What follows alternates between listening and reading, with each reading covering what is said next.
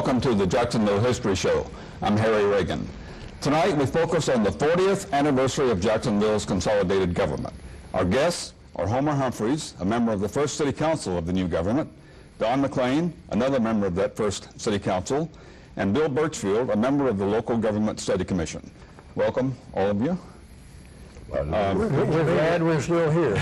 So am I, because the alternative is not as good. Now, I want you to first take us back to maybe the mid-'60s and late '60s, kind of give us the feel for why consolidation came about. Things were not so good. Schools were disaccredited, local government had some corruption. Homer, what's your take on what was going on in the '60s? Well, I happened to be in the state attorney's office at that time, working with Eddie Booth and with Bill Hallows, and I can tell you it was a bad time for Jacksonville. I remember instanter subpoenas being issued by the state attorney's office, and the sheriff going over and selecting the witness who didn't know until the sheriff got there that he was going over to the state attorney's office to give a deposition and bring records. And I can tell you from the top to bottom, things were ugly. In the county, it wasn't much better. And as you said, the schools were disaccredited. So I think that the citizenry saw the problems and grasped the opportunity rather than annexation, which would never work anyway. So, and Don, the corruption and wrongdoing in government kind of motivated people, but a lot of the arguments were kind of more basic. They were duplication of effort, two police agencies, two of this, two of everything else. But I think maybe the corruption was what really got people going. Corruption was probably the primary movement behind approval of consolidation. But then, as you mentioned, the schools have been disaccredited. We had a sheriff's office operating in the county outside the city. We had a city police inside. We had a tax collector inside. We had a tax collector in the county, and so forth. All on duplication of expenses of government.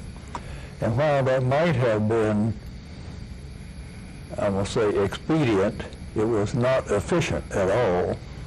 But the biggest thing was I think, the loss of confidence of the citizenry in what was going on in local government. The people wanted a better handle on their government, and it was a long time coming. We went all through a lot of bad stuff in the '60s. So Bill, a local government study commission was appointed to start thinking about a better kind of local government. How did that happen, and tell us a little bit about what they went through before they came out with a final product?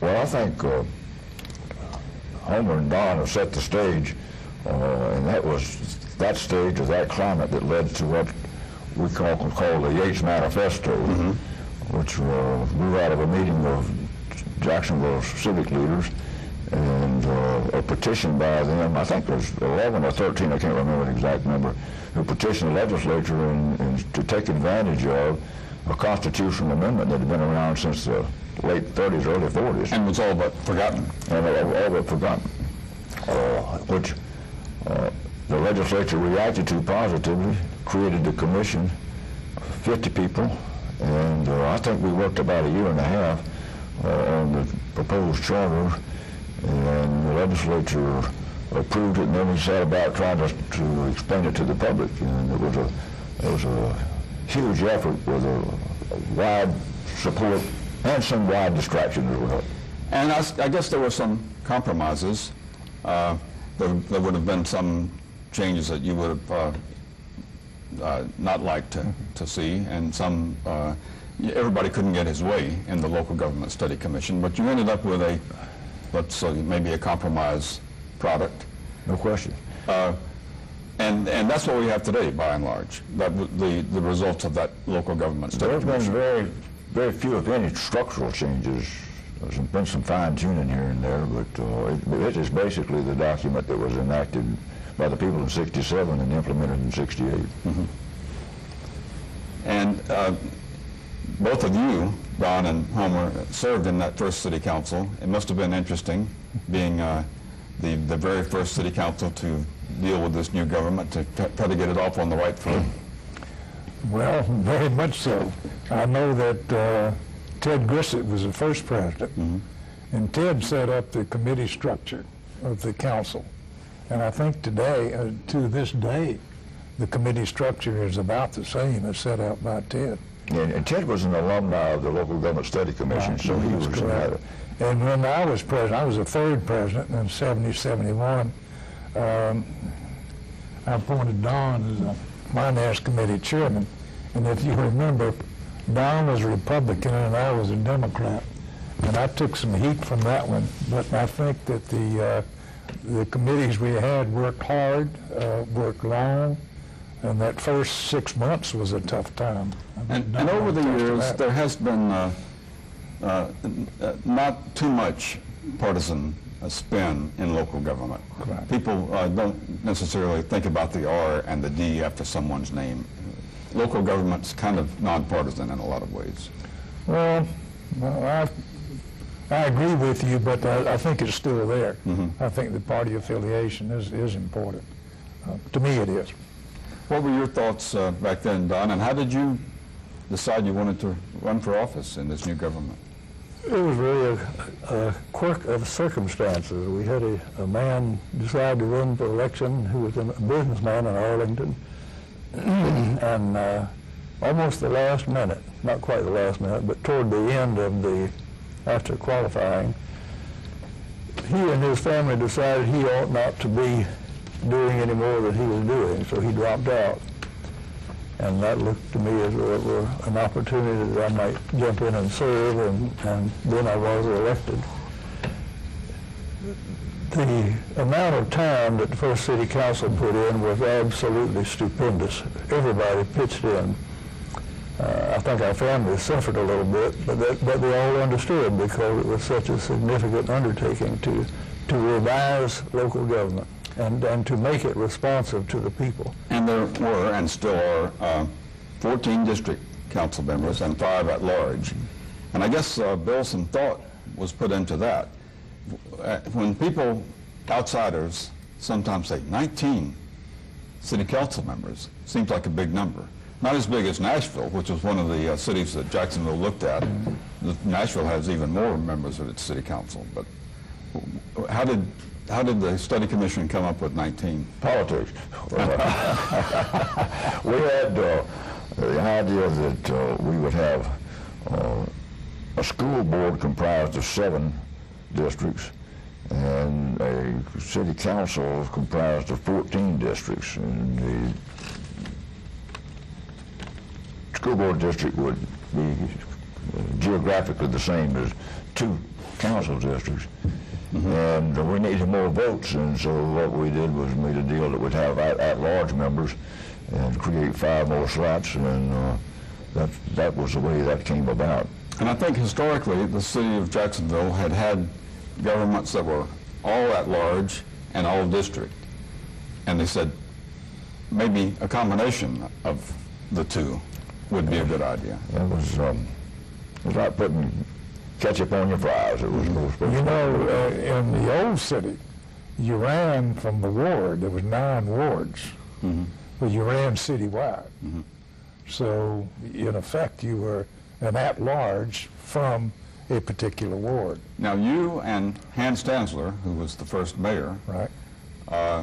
were in the old government, Correct. just elected, and had to face the prospect of running all over again very soon for this new consolidated city. We were elected in June of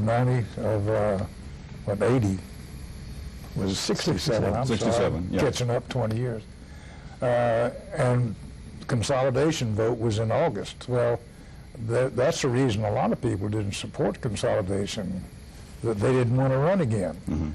But I remember that Fred Schultz engaged a young man named Pat Cadell, who is nationally known now, who was at Bishop Kennedy, that ran that poll and found out that consolidation had a good shot, and we really went to work then.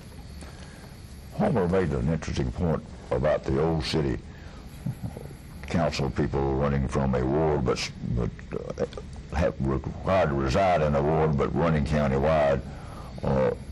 That is one of the changes that's been made in the consolidated charter, that the at-large members must reside in a particular geographic area now, and that's a recent. We're going to take a look in a moment, as soon as they can get it up, of the historical group photo of you two and your colleagues when you took office.